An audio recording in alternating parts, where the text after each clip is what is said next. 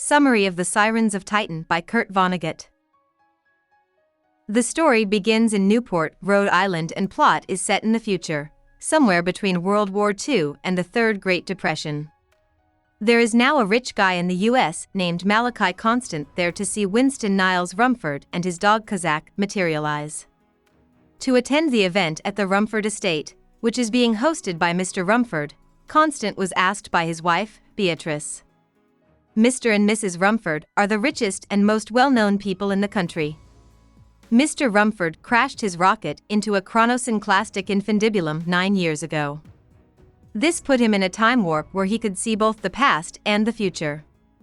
It also means that he shows up on Earth and other worlds at regular times. The meeting between Constant and Rumfoord makes him feel bad about himself because he realizes that Rumfoord is better than him. In the end, Rumfoord says that Constant and Beatrice will be bred like animals on Mars and have a son together. Besides Earth, he says Constant will go to Mars, Mercury, and then back to Earth before the end. At first, this prediction doesn't bother Constant, but soon the thought that he might die on Titan scares him to death. As part of his plan to stop the prophecy from coming true, he throws a 56-day party during which he gets so drunk that he gives away oil wells to everyone and marries a beautiful woman he doesn't know. He learns that his company, Magnum Opus, has gone out of business when he wakes up. Magnum Opus was started by Noel, Malachi's dad, when he was 39 years old. Noel was a business failure who had nothing going for him, so he turned to speculation and picked companies to invest in based on the book's first letters. Even though Noel never understood why, the plan worked out really well. That's where Noel lived his whole life. He paid a maid named Florence Whitehill to have sex with him every 10 days. Because of these meetings, she gets pregnant with a son named Malachi. Noel and Malachi only meet once, when Noel tells Malachi on his 21st birthday that he will be taking over the business from him. The meeting is awkward, and Noel dies 5 years later. In the present, Malachi goes to the Wilberhampton to read a letter his father sent him in case his luck ever changed. He just found out that Magnum Opus shut down. Helmholtz and Wiley, 2 recruiters, offer Malachi a job in the Martian army after reading the letter. He agrees. Beatrice is also forced to join the army, but she doesn't know it at the time. On Mars, Malachi's memory is erased, and he is given the name Unk instead. His head is fitted with an antenna that tells him what to do and hurts him whenever he does something the army doesn't like. Now he has to kill a man named Stoney Stevenson, who turns out to be Unk's best friend. Unk doesn't know Stoney, though, because the army hospital wiped his memories over and over again. Boaz is a soldier who Unk talks to in his barracks. Boaz is one of the real commanders of the army. There are extra rights and benefits for these leaders, and they don't have microphones. They hide among the regular army troops to stop anyone from rising up. Most of the troops are playing German bat-ball when Unk gets a letter that is written to him and has a lot of useful information about the army in it. It sounds like Unk and Stoney have been disobeying, and it tells Unk to keep disobeying his antenna even though it hurts. It tells Unk that his mate, B, and his son, Chrono, live in Phoebe, a city on Mars. Unk is very shocked to see that he signed the letter. As the war between Mars and Earth starts, Unk decides to leave the Martian army, becoming the first deserter in the army's history. He then runs away with B, Chrono, and Stoney. He is able to get away to Phoebe and finds Chrono, who is 8, playing German bat-ball at school. Taken away, Unk tries to tell Chrono that he is his father and wants to save him, but Chrono doesn't care.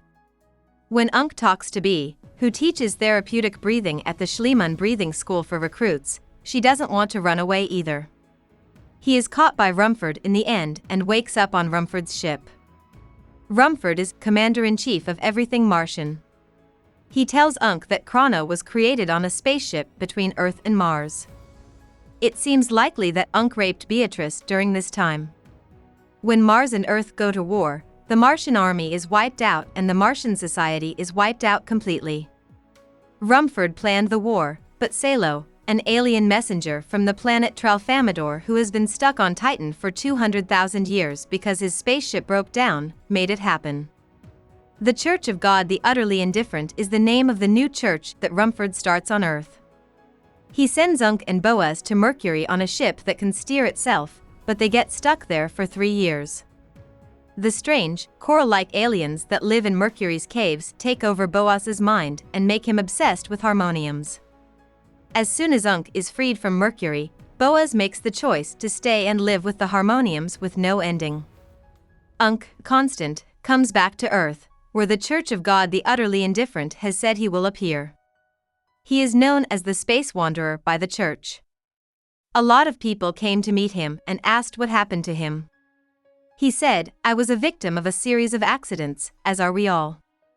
This is met with a roar of praise. The Space Wanderer, the Bee, and the Chrono are all taken to Newport's Rumfoord estate.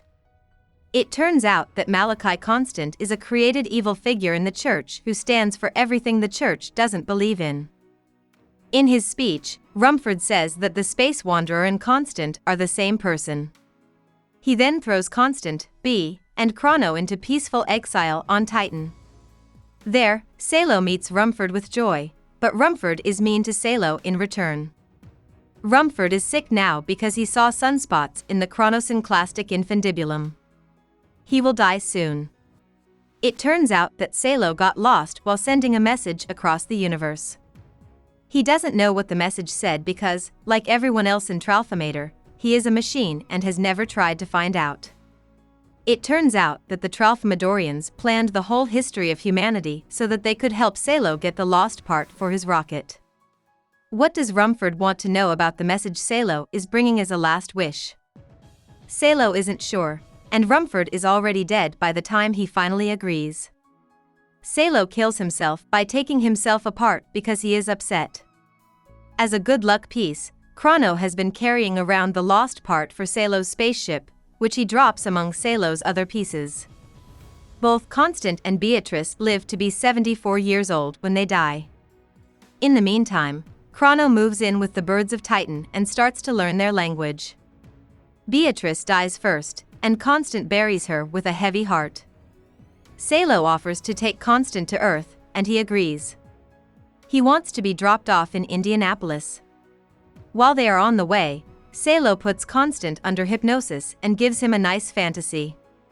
In Indianapolis, he lets Constant off at a bus stop. While waiting for the late bus, Constant dies in the snow. Constant has the dream that Salo gave him as he dies, a dream that Stoney is taking him to heaven and Beatrice is waiting there. About the author. Kurt Vonnegut, Jr. was born in Indianapolis and went to Cornell and other universities to study chemistry and engineering. He joined the U.S. Army as a private and served in the Second World War. During the Battle of the Bulge, the Germans captured him and kept him as a prisoner. Some of the events in Slaughterhouse-Five are based on real events that happened to him in Dresden during and after it was bombed.